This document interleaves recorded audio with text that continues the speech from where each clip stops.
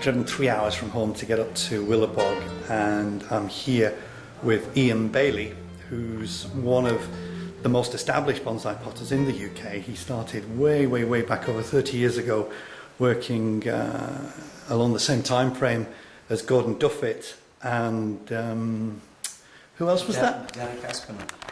Yeah, Derek Aspinall, the late Derek Aspinall. We miss him, don't we? Yeah, Derek was a great potter, a good friend, and one of the people who influenced me quite heavily at the beginning when I got into bonsai pots.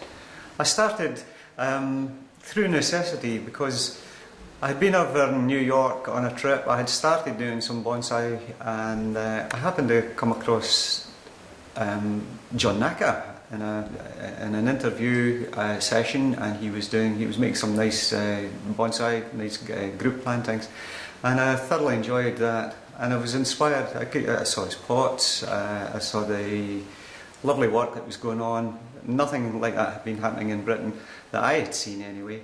So I came back inspired, and I started making pots for myself. I'm self-taught. I picked up the wheel.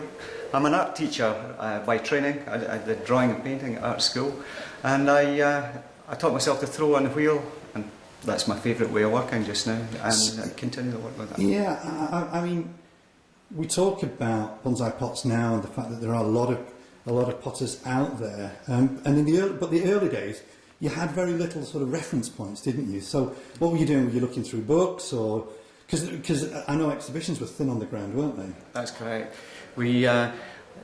Travel was the best place. I could see things abroad if I went off. I saw a very nice exhibition in Mallorca many years ago in a private collection, and they had imported Japanese pots, and I managed to see these.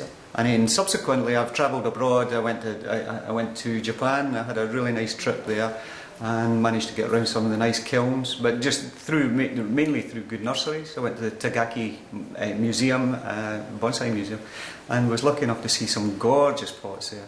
Came back fully charged up and enthused, and it started me off in a new direction with glazes and some often unglazed pots, which are really were attractive as for planting up junipers, conifers, etc.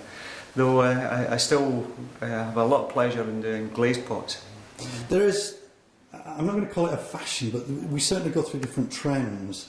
And I know if you go back to the early 90s, the pots were really very masculine, very square-edged, and with strong feet. But now, certainly looking around at the potters that are out there at the moment, we're getting some really fine work that's going on, and I've noticed that in your pots as well. They are becoming far more refined. I think there's been a sea change, and I think it's an educational thing. We are seeing quality photographs, good publications, magazines, and films and videos, and we're now able to tune into that, and the eye is becoming more educated.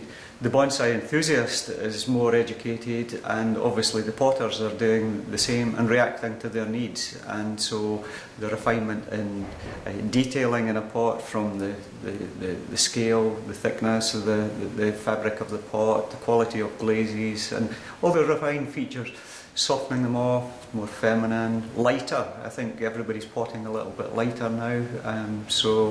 And then taking it from big size pots down into the small shohin size, people are getting more dainty and more careful with the finer nuances on the surfaces of the pots, the fine detailing, the modelling in feet, the fine detailing, banding, lining and so on. And it's quite exciting.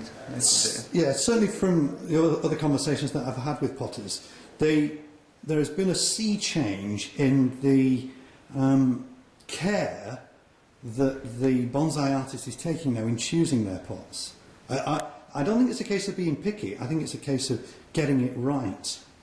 And I think if you go back sort of 10 years, 15 years, you'd say, oh, it's close enough, it'll do. That's not the case anymore. That's correct. I think growers are much more careful about what they do now. They've seen, once again, referring back to the education that they've had, the visual education, by seeing they want the best, they're looking for things that are refined. They discuss at length with me as a maker and other potters. Just exactly what they want. They're very discerning, and obviously it keeps you on your toes. You have to try and make something right, and by practice and you know, sheer quantity of pots that you make, your work, you get into the zone, you're making stuff that's much more elegant, it's refined, it's aesthetically pleasing. I think I think there is good progress being made. Well, that's great. It's really good to talk to you. Thank you very much. Thanks. Indeed. Right. Thank you.